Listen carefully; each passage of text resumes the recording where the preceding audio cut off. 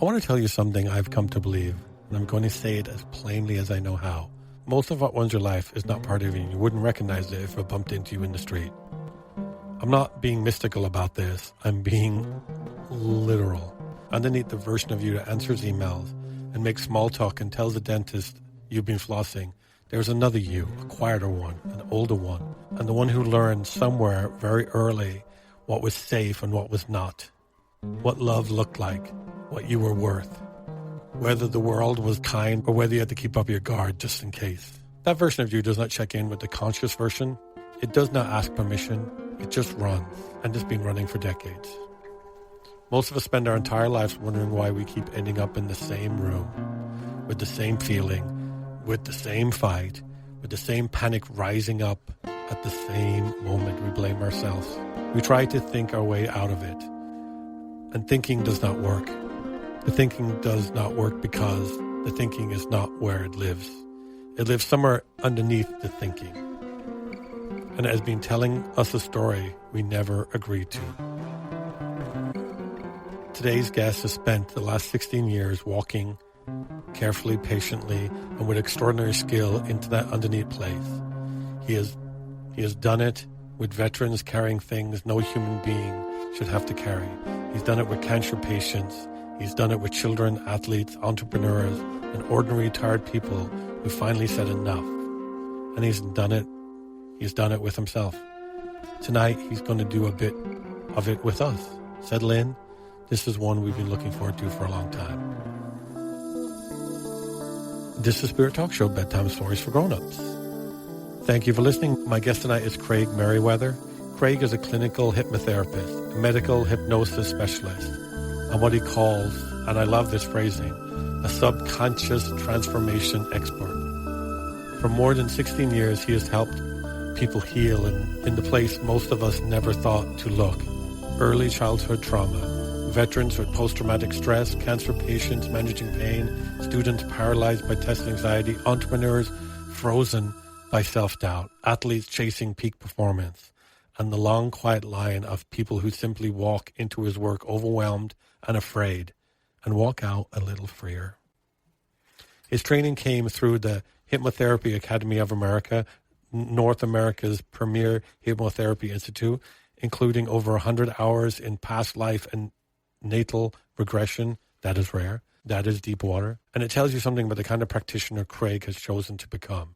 He is not a surface-level operator. He is willing to go where the work actually lives. He is author of the best-selling program, Depression 180, about which one of the senior physicians at University of Arizona's Center for Integrated Medicine has said is the most comprehensive, user-friendly resource for people struggling with depression he has come across. Craig is a featured author in New York best-time seller, Pearls of Wisdom, alongside Jack Canfield, Marcy Simoff, and Janet Atwood. He created the Mind Mastery Blueprint, the Life Transformation Kit, and for several years he hosted his own podcast, Tipping Point Radio, where he sat across the mic from Marianne Williamson, Joe Dispenza, Greg Braden, Teal Swan, Bruce Lipton, and others. So when I tell you Craig has spent his career inside this conversation, I mean it. He has been in it. Tonight's going to be different from most episodes of the Spirit Talk Show. I want to flag that for you so you can be ready. We're not going to just talk about work. Craig is going to teach us, live on air, actual techniques that can reset the nervous system, ease anxiety, and shift brain chemistry in minutes. You're going to walk out of this episode with something you can use next time your own underneath play starts running the show. Bring a quiet room, bring an open hour, bring yourself.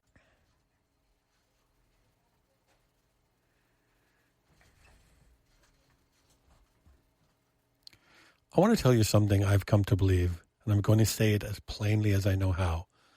Most of what runs your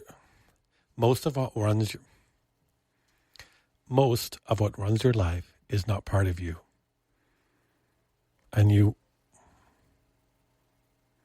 Most of what runs your life is not part of you, and you would.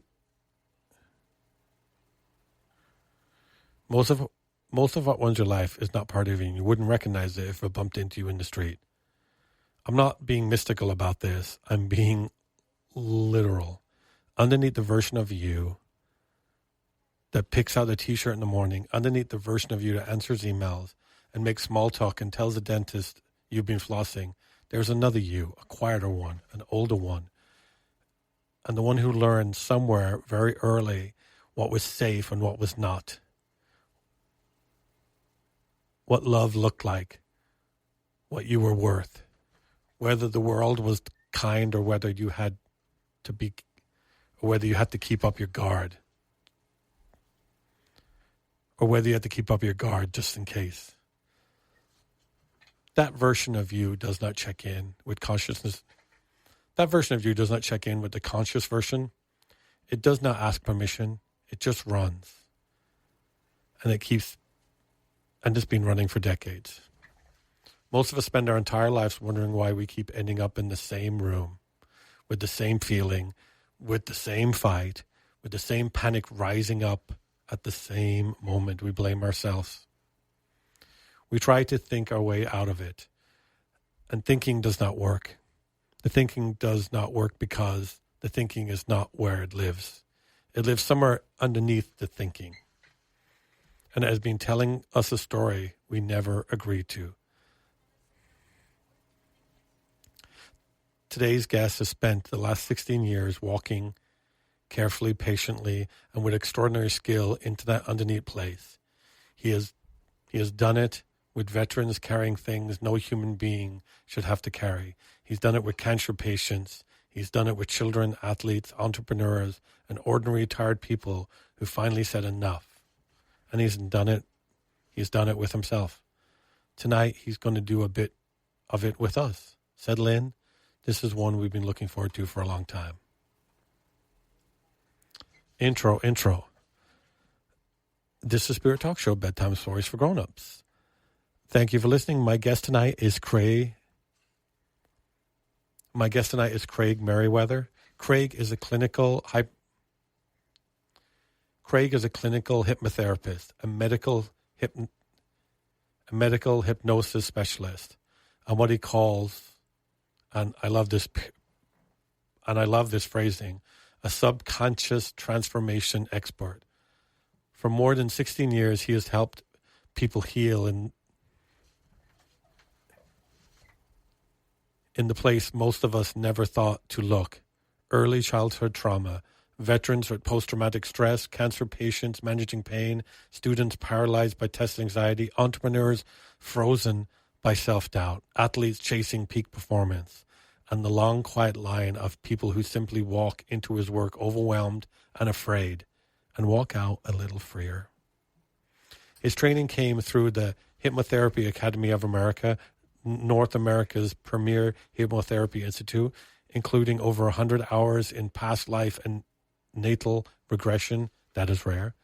That is deep. That is deep water. That is deep water. And he tells you something about the kind of practitioner. And it tells you something about the kind of practitioner Craig has chosen to become. He is not a surface level operator. He is willing to go where the work actually lives. He is author of the best-selling program, Depression 180, about which one of the senior physicians at University of Arizona's Center for Integrated Medicine has said is the most comprehensive, user-friendly resource for people struggling with depression he has come across.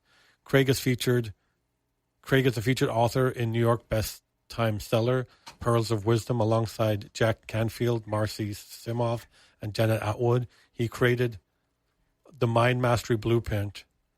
He created the Mind Mastery Blueprint, the Life Transformation Kit, and for several years he hosted his own podcast, Tipping Point Radio. Tipping Point. Tied yourself into creating maybe a right across the mic from Marianne Williamson, Joe DiPenza, Greg Braden, Teal Swan, Bruce Lipton, and others. So when I tell you Craig has spent his career inside this conversation, I mean it. He has been in it.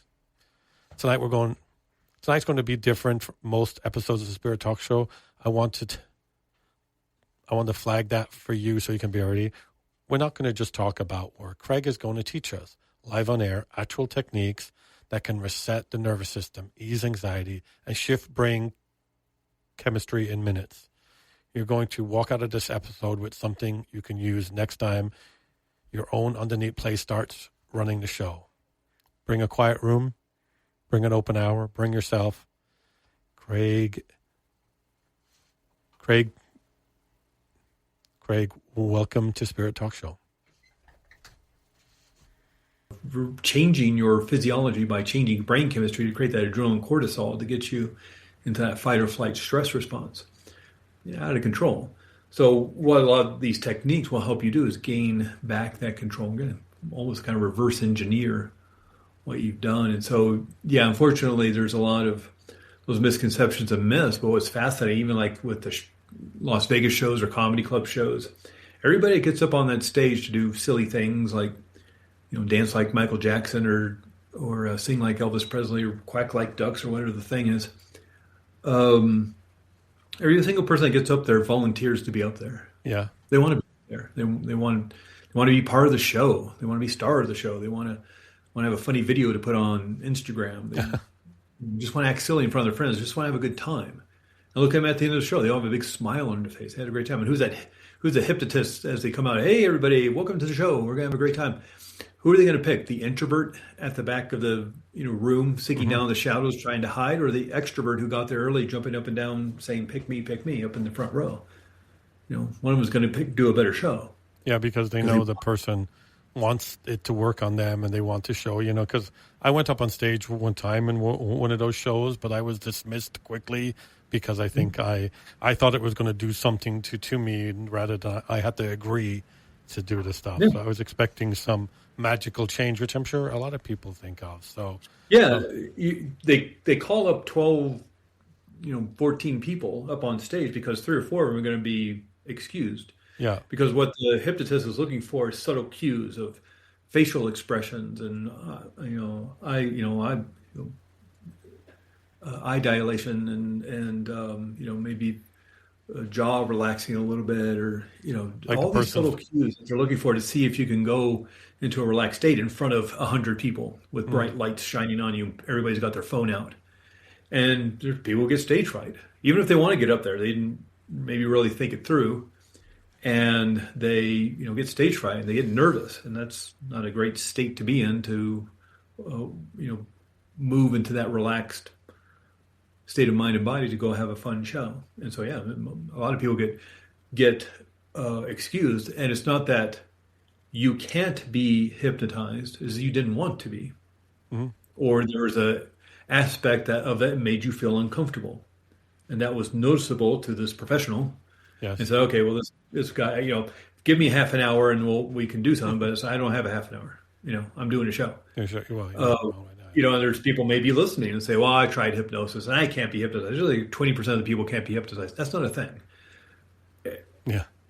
The state of hypnosis is just brainwave state. It's just the alpha, theta brainwave state. It's just literally how fast your brain is processing information. It's a state you move into, this altered state of consciousness of the alpha brainwave state, that daydreamy state where your mind drifts away. You're bored at a meeting at work. Yeah. You're bored back in high school math class. You're driving down the street and you don't remember the last minute or two. You miss your exit. You find yourself in your garage. You don't remember how you got there. At the store, you don't remember the last 5 blocks. You've altered your state of consciousness, your subconscious mind. That part of mind you're not aware of took over driving. You started thinking about something else. You've altered your state of consciousness driving down the street or being bored at a meeting at work or watching a TV show. That's hypnosis. You can do it because you do it every day. It's just you didn't want to do it potentially in that situation. You were uncomfortable maybe with the person or with the work that you were supposed to do. Maybe you weren't ready to do the work and you didn't do it because you were in control. You can't make somebody do something they don't want to do.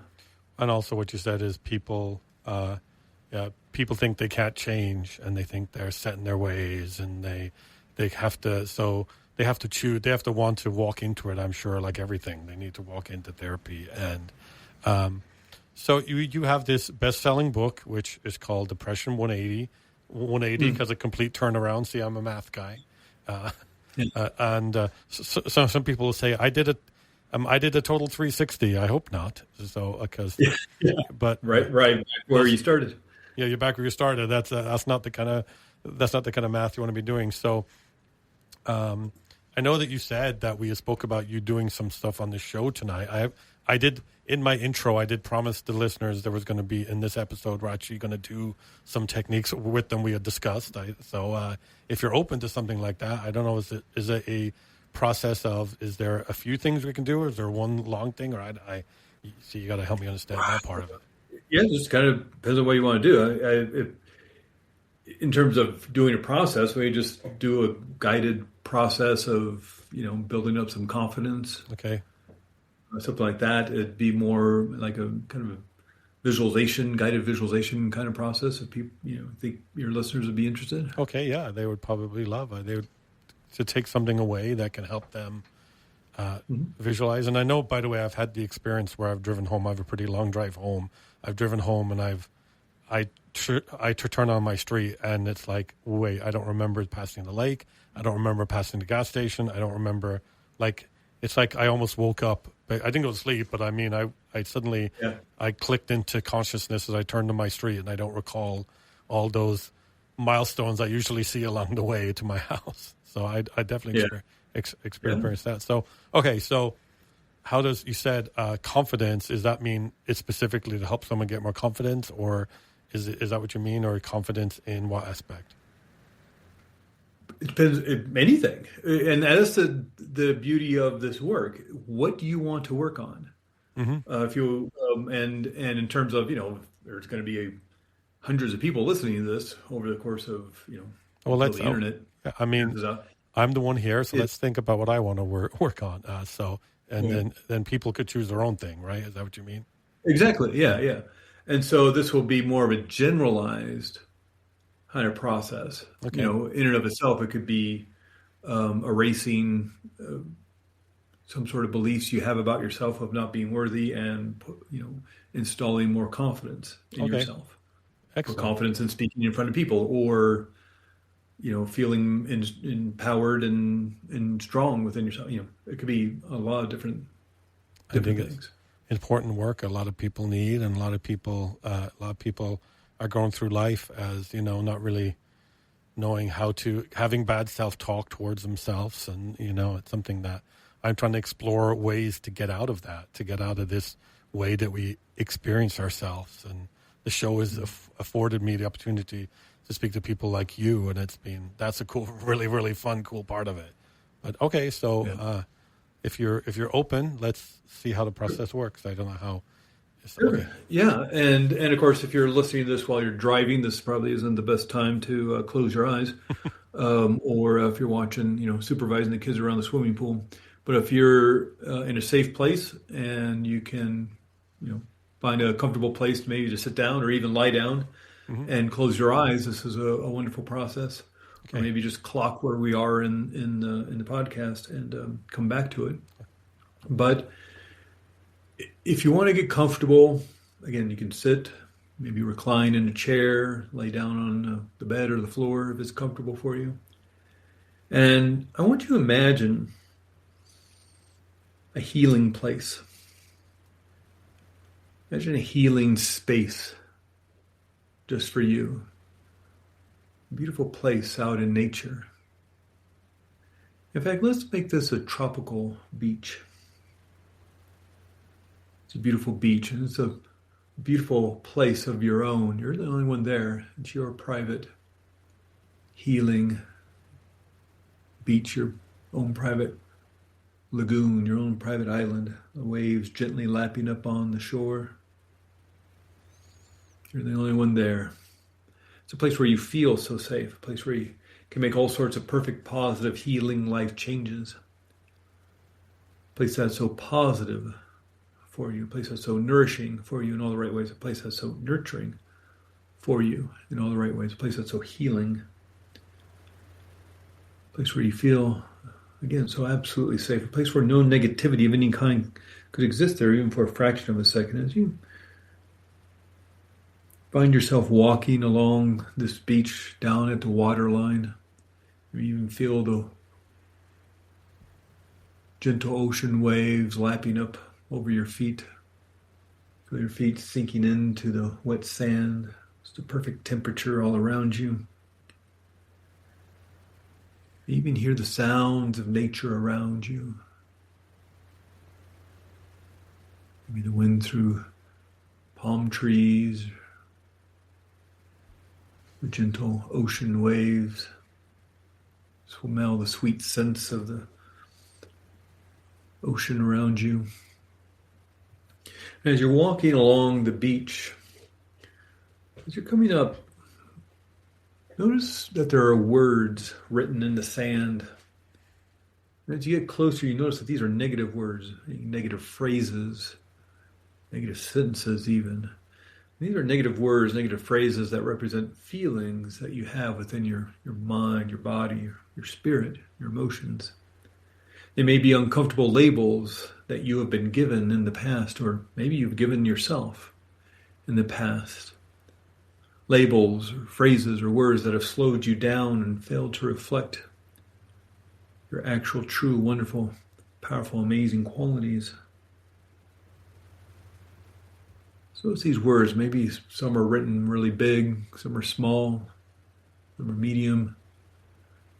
Maybe some are just lightly written in the sand. Maybe some are like almost gouged, like with a big stick, gouged into the sand. And maybe there's just a handful of words. Maybe there's 20 words and phrases. Maybe there's 100. Maybe there's just hundreds and hundreds of yards of words and phrases and sentences, and maybe even symbols or drawings that represent negativity, limiting beliefs you have about yourself or the world or about life. Maybe you see words like doubt or fear, anxiety or overwhelm, or worry or hopelessness or failure or trouble. So it's these words in the sand, the sentences, the phrases. Because it's time to be done with all these useless labels, these useless negative words and phrases and sentences and symbols and drawings. It's time to get rid of them. And so as you're standing there seeing all these words and phrases along the beach, no matter how, maybe they're so far down the beach you can't even see the end of it. With your mind, start moving the water up along the beach, higher and higher, like it's becoming high tide. And notice that the water starts washing away, clearing away all those words, all those phrases, all those sentences, all the symbols, all the drawings. Even if it's gouged way down into the sand, these words, notice that the water cleanses and cleans the sand, returns it to its natural state. Erases all those words you were seeing in the past. Simply, easily, gently, safely, the water keeps rising up higher and higher, again like it's becoming high tide.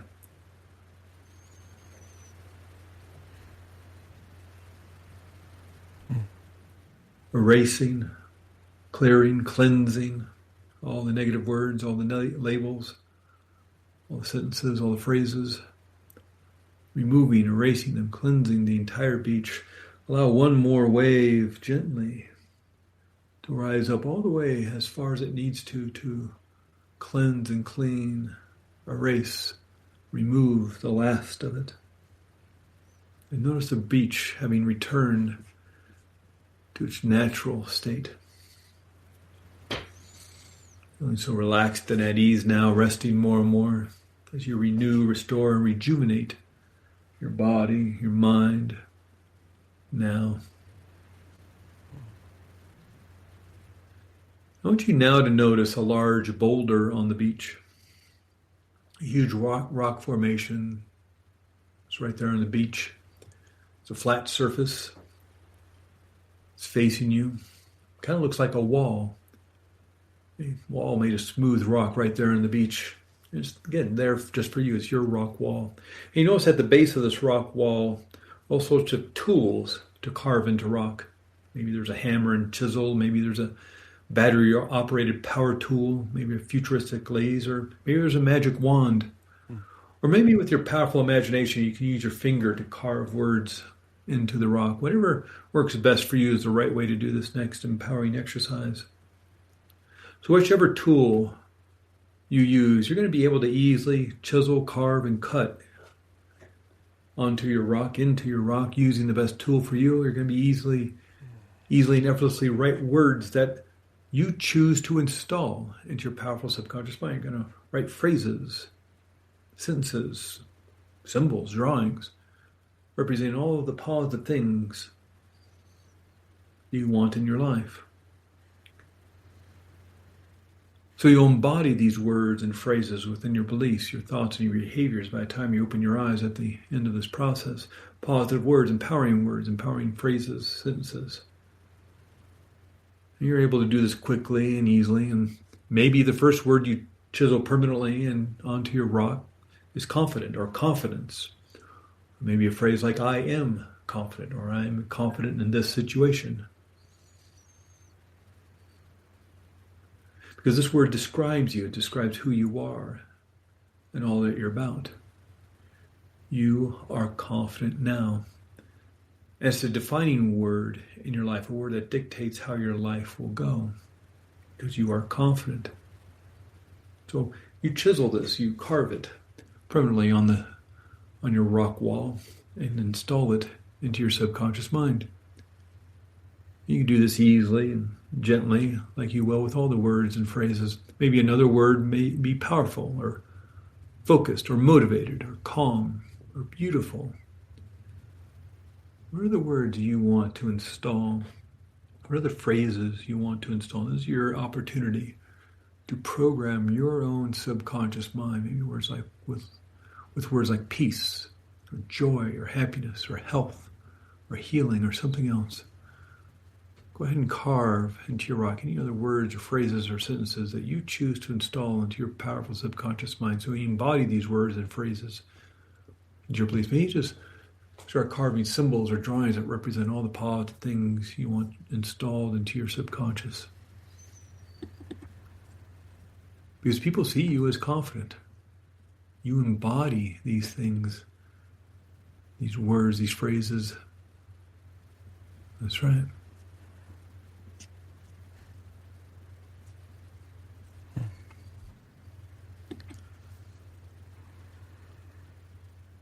If you're not done yet, you can continue chiseling more empowering positive words, carving in more empowering words.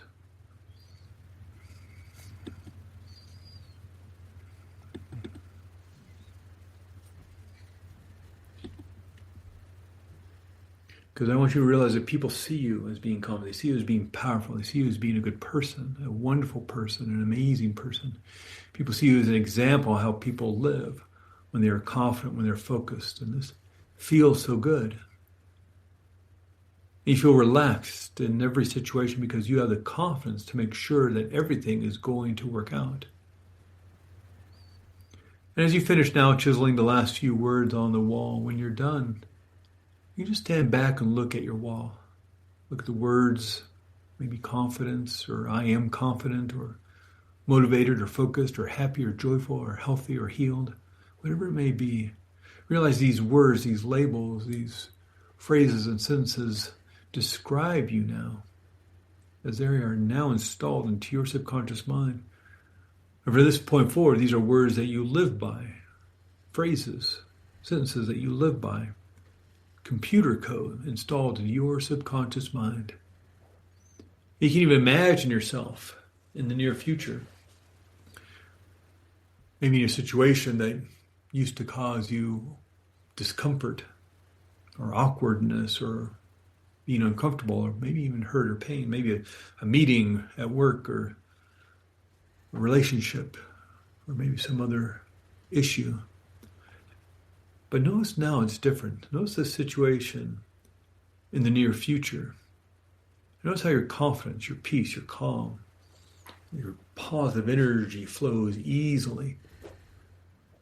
You maintain your groundedness, your centeredness, your confidence, your motivation. Because you realize you're kind to yourself. And you take care of yourself for all the right reasons and in all the right ways and all the ways you need and want. And in doing so, you feel even better about yourself, more and more now each and every day. Feel even more confident. Feel good about yourself in every situation, feeling confident about yourself. Because this is a part of who you are. And everything you carved or cut or chiseled into that rock wall, all the wonderful positive transformations you've created because of it, all the good things you've experienced in this process are installed in a place where it can easily take root and grow inside of you more and more now each and every day. So that every time you open your eyes in the morning, you feel peaceful, calm, relaxed, ready for the day and all the challenges that life might bring. And in a moment, I'm going to count from 1 up to 5, and your eyes will only open when you know it's going to get better. Only open your eyes when the wisdom, the knowledge, the visualizations, all the suggestions you've heard, experienced, and carved upon that rock wall during this session are accepted, installed, and locked in by your subconscious and conscious minds. And with every number you hear, all the positive experiences, powerful transformations, all the words carved and chiseled onto the rock wall, the positive transformation from this session becomes 10 times stronger, 100 times more powerful, and 1,000 times more healing. 1. Just pretend you feel the way you wish to feel for the rest of the day, the rest of the week, the rest of the month, the rest of the year, for the next decade, knowing that you're the one who is creating your best life ever. 2. All the suggestions from me to you, from you to your subconscious mind, energizing your entire being so you feel more confident, healthy, motivated, and joyful each and every day. 3. You realize that your subconscious and conscious minds start using all the healing, all the knowledge, all the wisdom you now have to create all the joy, health, and confidence you want and anything else you need and want for all the right reasons and in all the right ways. 4. When you're ready, and you know you're ready to start a brand new chapter in a brand new healthy and energetic life, go ahead and return to being fully aware and alert in 5. Only opening your 2 eyes when you know all the positive transformations, all the healing, all the suggestions you've heard and experienced are locked in and permanent. Opening your 2 eyes, becoming fully aware and alert once again, returning to this place we like to call reality, noticing just how amazing you feel. And so I didn't actually time that. That was probably 10 minutes, Well, maybe yeah, 15 minutes at the most. But that's just a process of using imagination, moving yourself in this altered state of consciousness, in the alpha brainwave state, and that's hypnosis. I felt, and wow. Yeah. I mean, there was times when I felt like I could feel my brain working differently, and I was going to a different state. I could feel a different state, and I kind of thought, it's not meaning to make light of it, I thought like, oh no, am I falling asleep here or something? It felt a little bit like that moments before you fall asleep, right? The relaxed kind of like, and I felt my brain working a different way, and it was phenomenal. It was, I was trying to not plan the words that I was going to see. I was just going to look at the beach and see the words that are there rather than, okay, what words do I want to have there? Or what words do I want to have on the wall, right? Because I want my subconscious to tell me, like, these are the good things that you know you want, right? So I don't want to prep it too much. That was. Well, and the thing is, you can listen to it again. Yeah. I mean, imagine listening to this for like a week, once a day for a week. And continually cleansing the beach, and I mean, you could just do the rock wall as you're falling asleep.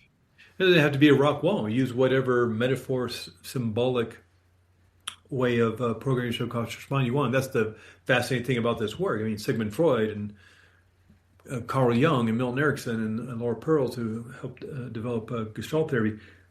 They all said that the subconscious mind speaks to us in symbolism and metaphor and dreams and imagination, and we can speak back to it in metaphor and symbolism and imagination and daydreaming and storytelling.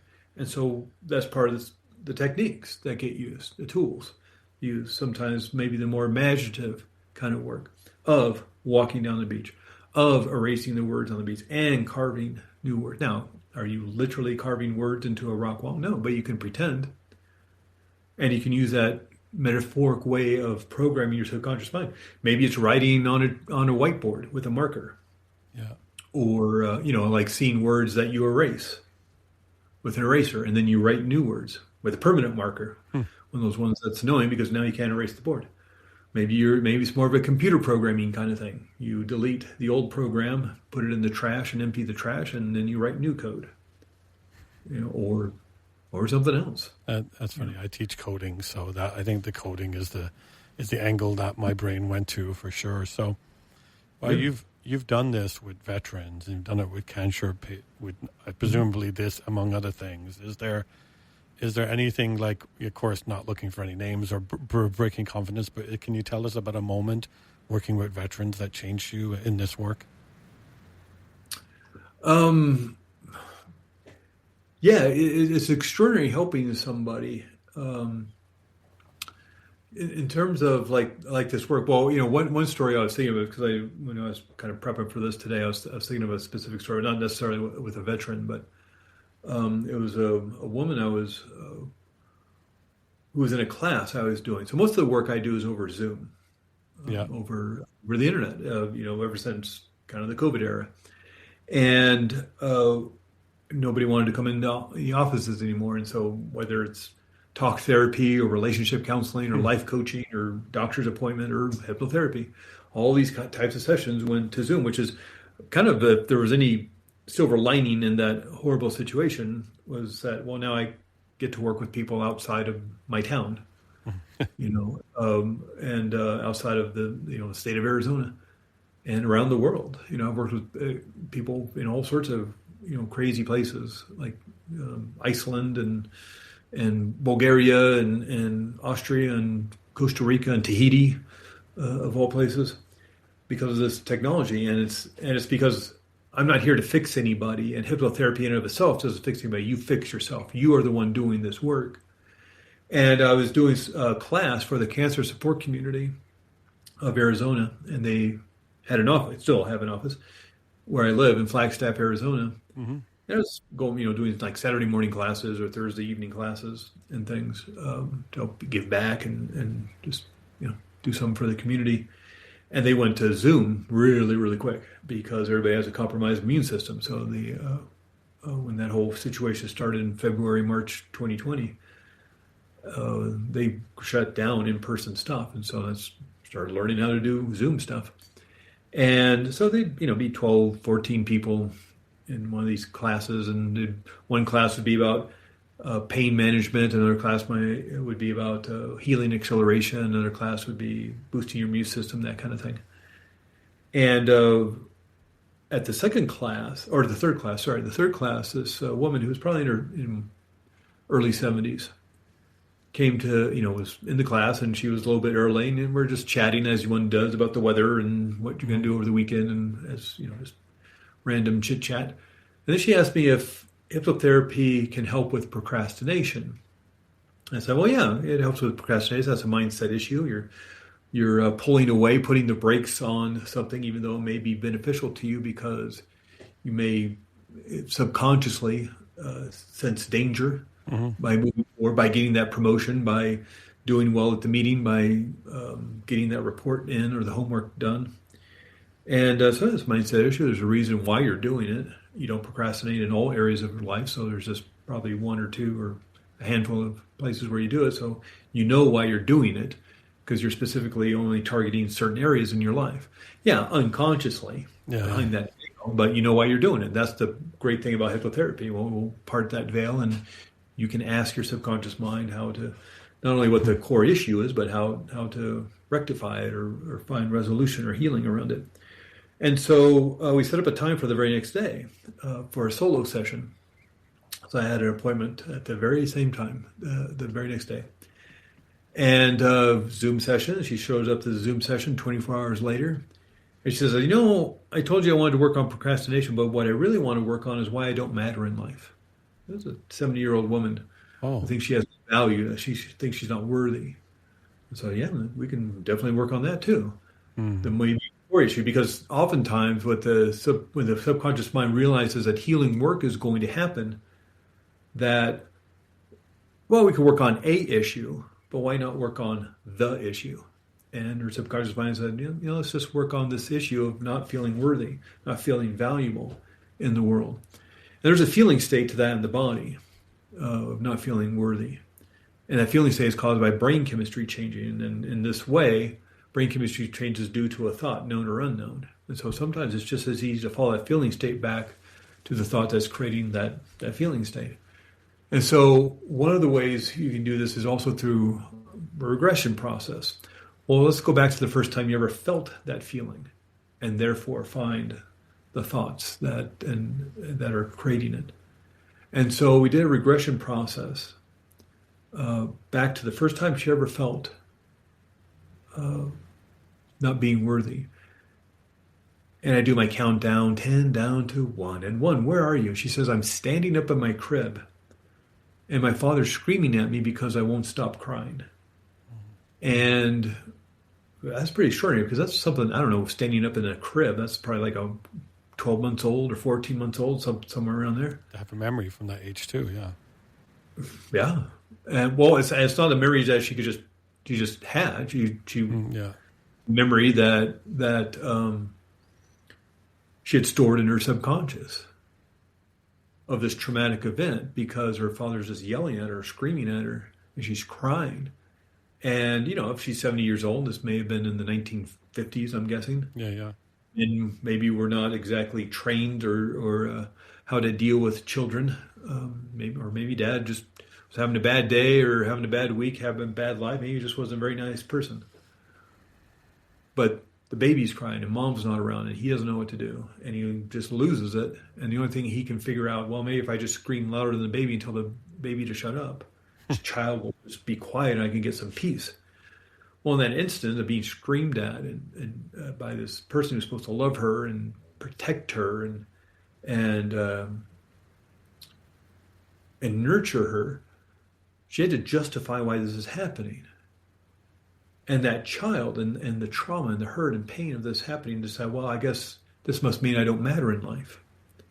And she held on to that code for some 70 years until one day she says, you know what, I'm tired of this heaviness. I'm tired of holding on to this. It's time to heal. And she did. And I never saw her again. Never reached out through email and things, and she's doing great. But we did like 3 classes, general classes with a group of people, and she did one solo session that did some deep healing work, and that's what she needed to do. That's the extraordinariness of this work. You know what the problem is. Yeah, maybe unconsciously. But you're protecting yourself from something specific. You know what it is. You also know what to do about it. And that's how powerful this is. And this is different than talk therapy, which can be very helpful, very useful, very healing. But this isn't going to be like 60, 70 sessions over a year and a half or 80, 90 sessions over 2 years, talking about life and, maybe trying to consciously analyze logically the hurt and pain you may be feeling. We're just going to find where you store that within your body and link it back to the incident that happened, and let's resolve it in a way that best suits your healing. And you know what that is. That's how powerful you are. You know what that is. And that's how extraordinary this work is. I can't help thinking about, because I'm trying to applying it to myself. I can't thinking about my earliest memory was very violent, was very aggressive, and I think it made me struggle with feeling safe in places. And the memory is of me going into a bathroom when I was 2.5 years old, and I was born in Coventry, England, and I was raised in Ireland. And back then they would lock the door with a key. The key, a really heavy key. It's easy for it to fall into place, but it's hard for it to open. You got to pull it open, right? The key. And so apparently at 2.5, I locked myself in this bathroom, right? And I couldn't get out. And my father's response, who is pretty chaotic, he has been my whole life, was instead of knocking off the hinges and calming me, he came through the door with an axe, to the point where he came through the door with an axe. And my family was there too, to the point that I was so frightened that I had wedged myself behind the U-bend of the toilet by the time they came through this door with an axe, right? And I think that's when I realized that there's aggression, and I never really felt safe in my family, right? Because I think that's probably where that started, right? And it comes from, places I struggle with not feeling safe in places. I feel pretty confident and safe in my life and everything like that. But that kept coming up in my brain when you were talking about that. This story of my friend, and I was probably 2 and not even 2.5 when that happened. Yeah, and you can understand how that great terror of that situation can leave an imprint for a really long time that may still be affecting you, this much later in life. Yeah, yeah. And in a sense, not that you did it on purpose and not that you tricked yourself and not that it's fake, but you kind of hypnotize yourself to protect yourself in a way of like, oh, this feels uncomfortable, this feels unsafe. And we need that in certain situations. That's what keeps us from walking down the dark alley at midnight. Yeah. Or seeing a group of, people with guns and knives. It's like, well, I don't want to go over there. You feel uncomfortable. You feel like, yeah, that keeps us safe from peering too far over the tall building or or the big valley or the edge of the canyon. That keeps us from doing that anxiety and that stress, feeling unsafe in that way. But we also can imprint in very specific situations, like you just described, where you may come back, maybe when certain people in your life gather around, for the holidays, or certain phrases even get said, or a certain tone of voice, and it can trigger the protection protocols you've set up for yourself to keep yourself safe. Because that's the main job of your subconscious mind, is to keep you safe, keep you protected, which doesn't necessarily mean successful and happy. It means safe. It means alive. Yeah. And so now you can program yourself for happiness and joy and practice that, but so you wire that into your brain. But in terms of what the subconscious mind's main job is for, is to keep you safe and protected, and it's going to use those events in life, those traumatic, stressful events and situations that you've been in, whether you were 1 year old or 2 years old or happened last week or somewhere in between. And it's going to keep files on these, and sometimes it may be something, the way a family member says something, or you may hear somebody yelling at their kid in the store. It's not your kid and has nothing to do with being in a bathroom or locking a door or anything, but it's that intensity and anger in the voice that may trigger something. Yeah, it definitely changed how I interacted with my own sons. Definitely changed that. So you had talked about, so the thing we did, that imagination, because you talked about how you're going to do this technique to reset the nervous system, reduce anxiety. Was that thing, or was that something else? Because the other thing, there's another technique if you want. I could show you real quick, or I could. But before we get into that one, let's explain to the listener what the nervous system actually has to do with this, and why, So what's the nervous system like? How's that connected to what you're doing? Sure. Yeah, and of course, just having like this hour or so talking with you, it takes something like 10 years to get a PhD in neuroscience. And of course. You have a doctorate and things. So I'm compressing things into 2 or 3 minutes. So I leave a bunch of stuff out. But the nervous system, it's this process of the mind and the body to, in terms of what we're talking about, let's just even scope it down to what we're talking about. Again, to keep you safe and protected. And as you take in the information through your 5 senses, what you see, hear, taste, touch, and smell, is being processed by your brain, and signals through the brain cells, shooting little electrical pulses, will send messages through the nerves of your body. And it may be turn on the stress response. And so the nervous system, the central nervous system, will turn on the sympathetic, which is the stress response, the fight or flight response. Most of the time we need to be in the parasympathetic nervous system with the relaxation response, where all the systems of your body are getting the right amount of nutrients and blood supply and oxygen and power and all that. But when somebody turns on the stress response, the nervous system will send signals to all the different systems. The digestive system will actually reduce power because it wants that power in the big muscles of your arms to fight, the big muscles of your legs to escape, to power your immune system. This is why people get sick when they're stressed. This is why people get irritable bowel syndrome, IBS, when they're stressed for long periods of time.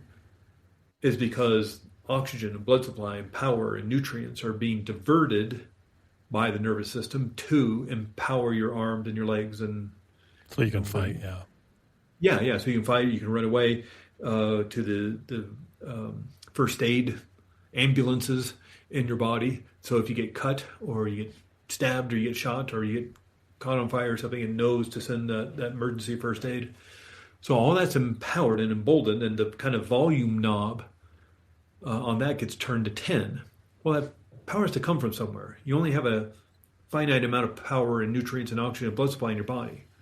So it gets diverted because you don't need to digest that sandwich so you have energy in 7 hours. You don't need to fight the common cold. That's tomorrow's problem. You don't need to fight cancer. That's next week's problem. You're in danger right now. Problem is it imagined or is it real? And because it's even like when somebody's having a nightmare in the middle of the night. Doesn't matter how crazy the nightmare may be. Like a gigantic cheeseburger chasing down the street throwing coconuts at your head is ridiculous. It will never happen. But your mind has a safety protocol of shoot first, ask questions later, and thinks that a big gigantic cheeseburger is attacking you on the streets. And so even in deep sleep, turn on the stress response. People wake up with a scream and they're sweating and their heart is racing, and so the mind can't tell the difference between what's real and what's imagined. And so you can imagine what's going on in your waking world, if that's what can happen in a dream, in a nightmare. And so one of the ways of practicing resetting your nervous system is this technique. We were going back, we're emailing back and forth about things we could talk about and techniques and things. And one of the issues of being human is what you practice, you get better at. That's right. If you want to learn the piano, if you want to learn the guitar, you want to learn dance, you want to learn martial arts, you want to learn to walk as a kid, you want to learn to ride a bicycle, you want to learn to drive a stick shift, learn to tie your shoes. There was a time when you couldn't tie your shoes, but you learned how to do that and you practice, and now you don't have to think about it. You don't have to think about walking down the street. It was difficult when you're about 12 months old. It was really, really difficult. Watch a little kid learning to walk. But now you don't have to think about these things because you practice it so much. Well, what if you're practicing anxiety? What if you're practicing fear? What if you're practicing anger? Are you not literally wiring that into your brain so it gets to the point where it's automatic and you grab an axe and you hack through a door instead of logically thinking, well, wouldn't it be better if I just undid the hinges? Yeah. Or got a ladder and climbed through the bathroom window or something, whatever. Yeah. And so with this exercise, I want to tell people, and I'll send you also, I don't have a recording of that kind of words in sand or words on the rock thing, but I have a recording and a worksheet of this technique, and I can send to you, and you can give out to people, put in the show notes or whatever. But this is called 3-2-1 reset. And the 3 is 3 slow, gentle breaths. And it's a bit obnoxious, I know, to tell somebody who may be struggling with anxiety or worry or stress or is in a stressful situation to take a deep breath. But it's literally one of the best things you can do because it's going to activate the vagus nerve. And the vagus nerve, we have 12 nerves that come out of the back of our head. That's the thing when you touch a hot pot, a signal goes up a nerve into your brain. It says, hey, you're touching a hot pot, let it go. And it goes back down, you let go of the hot pot. All within millionths of a second. Body talking to the brain because you're touching a hot pot. Mm-hmm. Well, the 10th cranial nerve is the vagus nerve. Vagus is Latin for wanderer because it wanders all over the body. It attaches to the eyes, to the ears, to the muscle of your jaw, goes past your vocal cords, attaches to your heart, to your lungs, and to your gut. And the vagus nerve is a big part of that parasympathetic nervous system, the relaxation response. By being attached to the lungs, when you breathe slowly, easily, and deeply, you stimulate the vagus nerve, create vagal stimulation, and you activate the parasympathetic nervous system, the relaxation response. So deep, breathing. Of course, you're exhaling all the carbon dioxide, the gases, and the toxins. Of course, that's very, very good for you. But on the inhale, you're taking deep oxygen. And that's really great because this brain of ours takes 20% of the oxygen you breathe in. This brain, that's something like 2% of our body mass, something like 3 pounds of our overall body weight, takes 20% of the energy, 20% of the oxygen that we're breathing in. So the more you can breathe in, the more fuel you can send to your brain. Because if you're not breathing well, if you're even holding your breath when like somebody's afraid, they hold their breath, you're now not fueling your brain with the thing it needs to create calm, rational thoughts and maybe a way out of this situation and this challenge that you find yourself in. So breathing deeply. And the other thing is if it's not getting the right amount of oxygen, it's going to start turning on the power in these other systems of your body. So again, there's your irritable bowel syndrome, there's your immune system power getting turned on that because it wants that oxygen for your brain. So deep breath into your abdomen, into the bottom of your lungs. We're going to take 3 slow, gentle breaths, and then with the 2, we're going to grab our shoulders and we're going to create bilateral stimulation because when the brain is in anxiety or stress or fear or anger, it's lighting up a part of the right side of the brain. Again, this skull of ours can only hold so much blood supply and oxygen. Again, there's a finite amount of that can be in there. So it's sucking up and vacuuming up the nutrients and the oxygen to light up this part of the brain. And these parts of the brain go dark. So you can do bilateral stimulation. Here's my little ball. If you're just listening to this on audio only, I'm going to pass a ball back and forth in my hands. Like I'm making a T, outstretching my hands, and I'm going to pass a ball right in front of me. And so it could be a pin. No, don't use a glass or your phone or anything. Something, if it drops, you're going to be boned. But I'm just passing a ball back and forth. Racquetball, tennis ball. Because now I'm operating on both hemispheres of my brain in different parts. Because right side of the brain controls the left side of the body. Left side of the brain controls the right side of the body. And so I'm operating both sides of the body. I need energy. I need blood supply. So I was pulling away from that anxiety and that stress. And I was lighting up these other parts. If you ever seen somebody at a meeting, maybe back in school, and they were drumming on their knees, that's bilateral stimulation. Left hand, right hand, left hand, right hand. They're nervous, and they're finding a way to calm themselves down. They probably don't know they're doing that for that reason, but it feels comfortable, and they're drumming on their knees. Walking, left foot, right foot, left foot, right foot, riding a bicycle. These are all forms of bilateral stimulation. All sorts of techniques and tools you can find on the internet or YouTube about bilateral stimulation. What we're going to do is grab our shoulders. Here's your bilateral stimulation, but you also, of course, notice that this is a hug. You are hugging yourself. And just like you sent a signal when you touched a hot pot from your hand up to your brain, you are sending a signal from your arms, your hands, up to your brain. This is loving, nurturing, healing touch. And your brain is now creating oxytocin, serotonin, and dopamine. And you want to squeeze your shoulders, whatever feels good, a big, huge hug. Maybe you rub your hands up and down your arms, whatever feels best, whatever feels good to you. Because you're feeling good, that means you're creating feeling good chemistry in your head. And so you're literally hacking your brain. And we're going to do one more add-on to this. And you're going to think of somebody you want to give a hug to. One person, 3, 2, 1. You're going to think of somebody you want to give a hug to. It could be somebody in your life today. It could be a family member. It could be your spouse, your boyfriend, your girlfriend. It could be one of your kids. It could be a dog, if you have a dog or a cat or some other pet. Maybe you had a dog or a cat when you were a kid. Maybe it's a good friend of yours, even though they live across the other side of the world. Maybe it's somebody who's no longer with us, your grandmother or your grandfather. Maybe it's somebody you've never met before. An author, a speaker, a teacher, a celebrity, an actor, a musician, or maybe somebody from history, Mother Teresa, Joan of Arc, Mahatma Gandhi. Pretend that you're hugging this person. Remember, the mind can't tell the difference between what's real and what's imagined. And it'll change your physiology, how you're feeling in your body due to what you're thinking and feeling. That's why a cheeseburger chasing down just 3 throwing coconuts at your head will change your physiology so you feel stressed and anxious and afraid. Imagine hugging somebody you really care about, an animal you really care about.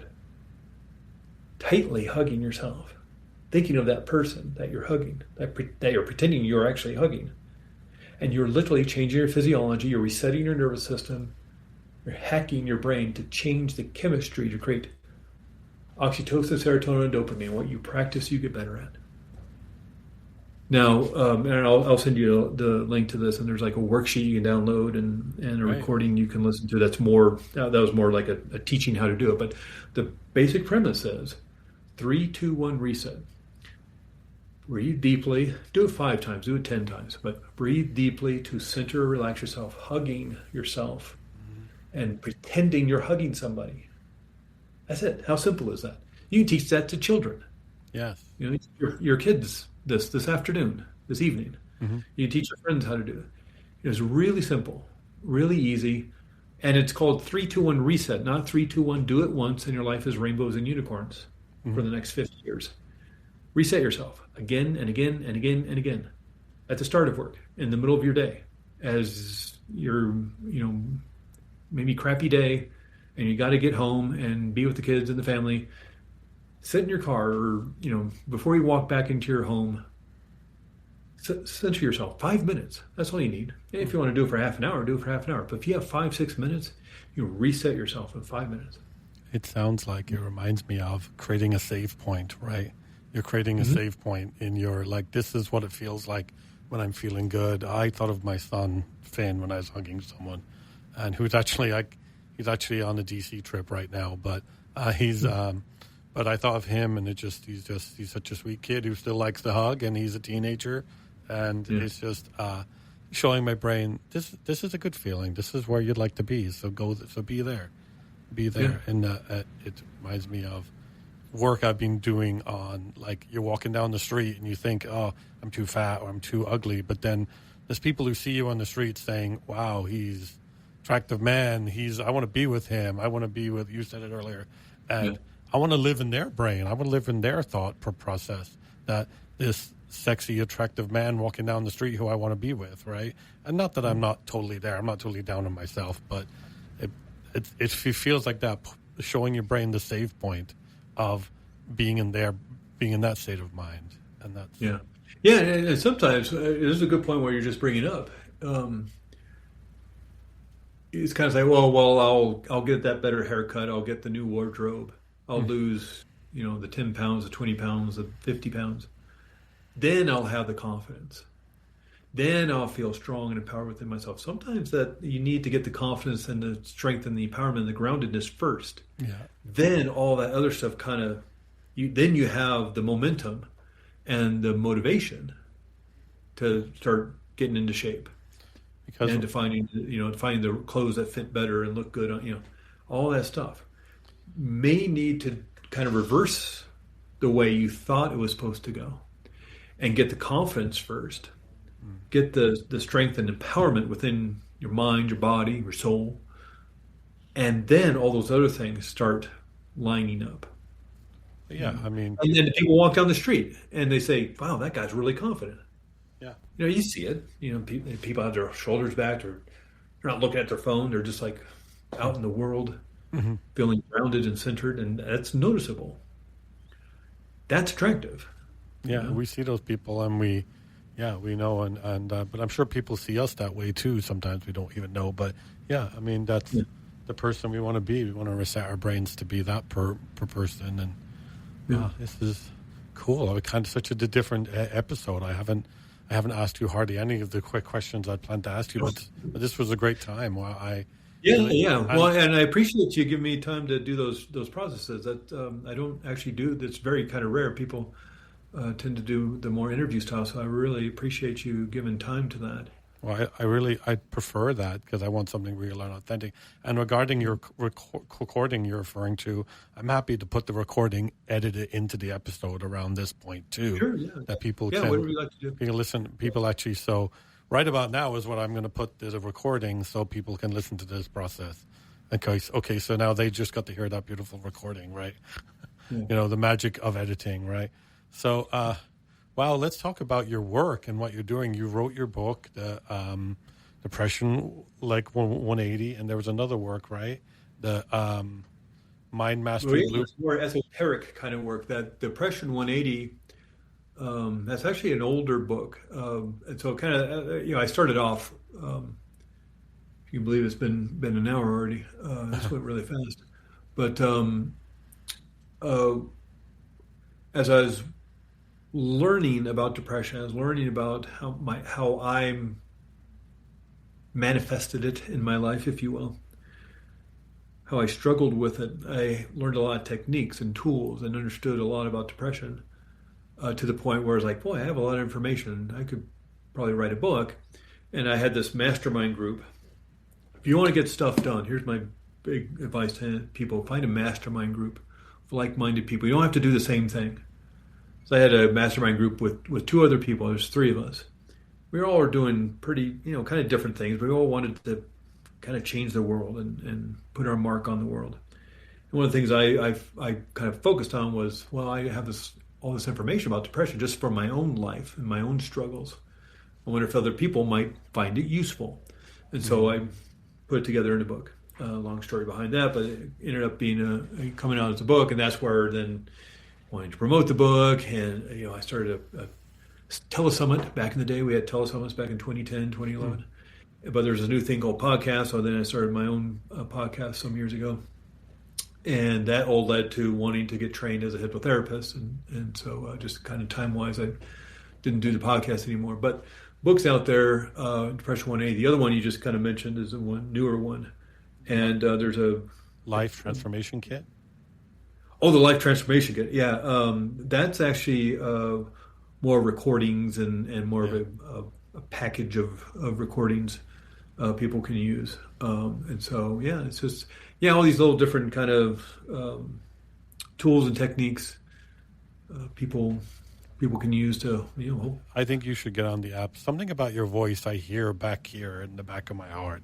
And so there's something, you should get on the app Calm. Have you heard of the app Calm? Oh, yeah. And there's people that do series of transformational work, and you can record it, and then people listen to your recording, and you need to get on Calm because look at that, because I'm working with them to be a sponsor for my show because I want this space to be as transformational for people as it can be. But if someone's listening tonight and they're exhausted, as I'm sure a lot of people are, they've tried the books, the apps, the therapists, the affirmations, and they're still stuck, what would you want them to know? I hear that, and I spent a lot of time myself struggling and trying to, find the way out, I guess, and not the way out, but the way of healing, and that's what led me down this road of healing for myself. Again, like I said at the beginning, it's been this 40-year drip of talking with you tonight and learning all these different techniques and using it in my own life. It's not that I, did hypnotherapy in my own life to do my own healing, and then again, life is rainbows and unicorns for 50 years. There are challenges in life. Children get older, parents get older. All these challenges, work and finances and the state of the world. But in terms of what I would say to somebody, what is strongest within your mind is what you do over and over again. Again, if you're practicing piano, you're practicing martial arts, you're practicing dance, you're practicing foreign language, you're going to get really good at it. So what are you practicing? What are you noticing in your life? The patterns of maybe fear or anxiety or anger. What if you start practicing something else? Now, there may be some blocks to practicing something else, or there may be some healing work. Hypnotherapy is certainly a great technique. There's all sorts of wonderful techniques. There's 8 billion people in the world. And so there's all sorts of different methodologies. Talk therapy is a great one. Acupuncture, EDMR, maybe a combination of all these different kind of things. It doesn't take months and months and years to change your mindset to create healing. Research so that you can start rewiring your brain in just a matter of a week. Now, it doesn't heal everything in a week, but in terms of creating new neural pathways within your brain, it takes about 5-6 days to see noticeable changes in your brain of new brain cells connecting together, maybe for joy, maybe for happiness, maybe for strength and power. And so even just with this exercise for 5-6 minutes, maybe a couple of times a day, of hugging yourself. Imagine what that's going to do to your brain in just a matter of 6-7 days. And so start practicing with this. If there's other issues in life, maybe that happened even a long time ago when you were a kid, maybe things that you don't even remember, you're allowed to heal. And so, I'm happy to talk with people, do consultations with people over Zoom, over the phone. So let's talk about where people, I was going to ask you, where can people find your work and work with you, book the 20-minute consultation? Let's get Sure, you, yeah. If you want, the best way is just go to the website, releasethepast.com. Releasethepast.com, okay. Yeah. You can go to craigmeriwether.com. There's so many different ways of spelling Meriwether. I thought I'd try to find something that's a little more easy to remember. So releasethepast.com, and that'll get you to my website, and just you can email me or set up a time on my schedule to chat. That's great. And see how these methods may help you create your best life. The books you can find on Amazon and all that fun stuff. But we got there. I mean, it did feel really special. I wish I want to do the breathing and the healing and the hugging thing. I mean, I know we talked about it. We didn't exactly do it together, but we could. The recording's in here for people to do it, so they can hear it. But even the little part that I did, because when you're talking about it, I was doing it a little bit, and I definitely felt it. The brain was working a different way. So before we close and say goodbye, and I always talk to amazing people like yourself, and I'm always like, I could talk for 10 hours, but I know people don't have that time. But before we close, is there anything that you'd like to say that we didn't go over? There's so much we went over, and it was so much great stuff. But again, I would say it's the awareness that you have about your life and what it is you want to change. Even if you're not even really sure what the core issue is, may not have the memory from being 2 years old, or you do, Doyle, but like the lady I was talking about, the example I was talking about, she didn't remember that at all until her subconscious mind brought it forth as the core issue of where it all started. The real thing is the mind can't tell the difference between what's real and what's imagined. And again, that's why a nightmare can feel so scary and so real, even though you're cozy and comfortable in bed. And so you can change your physiology. So these are the ways you can start creating change. Pretending you're on a beach and erasing those words and carving new words. And even if you're falling asleep at night, you can do that kind of work, or as you're waking up in the morning. And so it's time to start finding the techniques that work for you. Again, there's hundreds upon hundreds of techniques and tools. There's not one size fits all for everybody, with all 8 billion of us on this earth. So it's that, you start working towards that one step at a time, and you'll get there.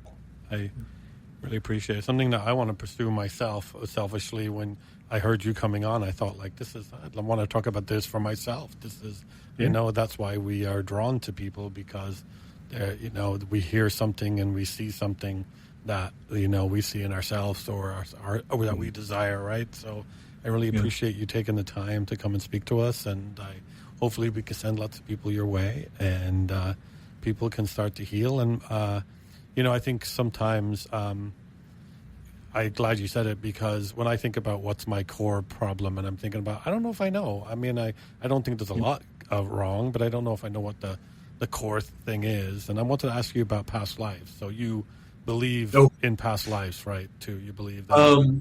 Yeah. In fact, that's the other book, the Past Lives Guidebook. And then it's a bit of more esoteric and topic. But what I find fascinating about therapeutic hypnosis is this relaxed state of mind and body. Not only can you use it for healing and for improving confidence and centeredness, but you can use these techniques for more spiritual means as well.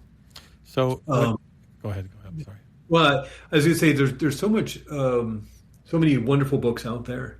That the reason my book came about is because of my skepticism about it all.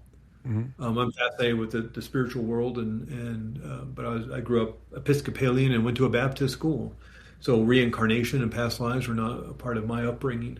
But as I learned more about the world, it was interesting, but it's again, not something I really believed in or not, but just kind of my own experiences as I, investigated and explored more spiritual topics. Some of that stuff started coming up for me, and in just wanting to understand it more, again, through my own skepticism and my own curiosity. I started researching it, and then again, one of those one things leads to another. It's like, well, I have all this wonderful research and like studies about consciousness, time, and the remote viewing experience, the remote viewing experiments. Excuse me, and research that the CIA, the American government, was doing in the 1970s, proving that consciousness is non-local, meaning it's not kind of imprisoned within the skull, but can move around location and see into underground bunkers, because they were trying to weaponize it, because they thought the Soviet Union was trying to weaponize psychic ability and ESP. So they were getting in on it, and they proved that consciousness is non-local and can move forward and backwards in time. It just opened, and let alone, that was the 1970s. And so, let alone what else has happened in the last 50 years in terms of research. And is this reality of ours a computer simulation, or the holographic universe, or the multiverse, or parallel universe? All this incredible stuff. And I started just wanting, for my own edification, for my own curiosity, my own skepticism, looking into it, and that, one thing leads to another, and all of a sudden, here's a book. So the book I wrote about is more about the science, about the history of past life regression and reincarnation through other cultures throughout time, their theories about it, their philosophies about it, their theologies about it. And it's just it's fascinating, because you can just see, even in Neanderthal burial sites, they had certain, just the way they buried people and with what they buried them with, they had certain thoughts about life after death. So even way back then, 50,000 years ago. We always knew it in our core. I became a believer in past lives in Amsterdam about 2 years ago, and I know people have these stories where I had a personal feeling of going down a street, and there was an alleyway, and I said, I got to go down the alleyway, because there's a door down there, number 10, a red door with a trellis over it. And first time in Amsterdam, and that door was down that road, was exactly the way I remembered it. It's like I had experienced it before. I had been there before. I knew it was down there. I described it with that before I saw. It was around the corners. I wasn't seeing it from where I was. So I had an experience of something that I experienced in a past life. I remembered something. Well, what's so fascinating is so much research coming out about this brain of ours not being a storage house of memories, but it's an antenna, with the pineal gland being the transducer. So back in the day, we had our car radios, and had a little antenna on the hood of the car. And there's, in a big town, London, New York, San Francisco, Tokyo, there could be 50 radio stations between the news and sports and talk radio and all sorts of music. And when you turn on your radio, you don't get 50 radio stations. It's whatever it's set at. And then you turn the dial. When you get tired of that station, you move to a different station. You're pulling this in. These frequencies, these signals through that antenna into your radio. The transducer in there turns that signal, that frequency, back into sound. Or in your back in the day, our television sets. Now it's all streaming and internet and all that stuff. But back in the day, we had an antenna on the TV or on our house, pulled in the frequency of the show we wanted to watch at the time it was in the airwaves, and the transducer in your television turned that frequency, that signal, back into image and sound. And you got to watch a TV show. That's what a lot of research coming out in the last 10 years suggesting the brain is doing.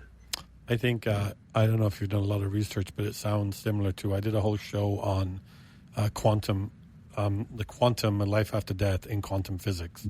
There's research saying that we do have an existence after death in the quantum state. So that's suggesting that there's other states of consciousness which aren't like the one we think of today, because what I say to our son is, we're just this big pile of meat and chemicals and water that thinks we're alive, and we're just this, what really are we? What is thinking? What are we doing? I think there's so much more than just this animal who thinks they're special. I think on this, we should think, well, I knew this was going to be a fun one. I was excited about this because this is real juicy stuff I like to talk about, and I'd love to have you back some other time, but I don't want to keep you. Yeah, maybe get more depth than what we're talking about, quantum consciousness and past lives. It's really cool. Side of things, that'd be fun. That's a fun conversation. You should look into it, and we can talk about it because there's some fascinating research on quantum physics and past lives and life after death and stuff like that. And it'd be cool if you had some scientific, something to hold on to. This proves there is some existence after death, right? Not that I have any doubt that your consciousness goes on and continues, but some people would like to have this solid proof. Yeah, but it's your experience is a hard one to just kind of shrug your shoulders at. It's pretty extraordinary. Ian Stevenson did all that work in the 60s and 70s, doing forensic evidence around kids who are having past lives and reincarnation memories of being in other families, in other villages, in other parts of the country. And he'd go explore this. And even if he was like 99% wrong and didn't investigate right, 1% is still right. Yeah, the 1%. That William James quote of he was one of the